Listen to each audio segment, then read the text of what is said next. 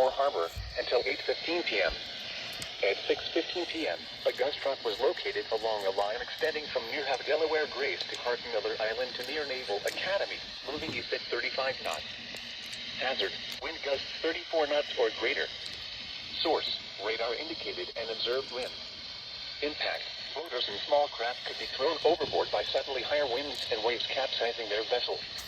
Locations impacted include Kent Narrows Bridge, North Point State Park, Magacy River, Eastern Bay, Dobbins Island, Pools Island, Herring Bay, Sandy Point State Park, Gunpowder River, Northeast River, Bloody Point Light, Thomas Point Light, Parsons Island, Fort Smallwood State Park, Pinehurst, Turkey Point, Aberdeen Proving Ground, Miller Island, Gibson Island, and Bodkin Point.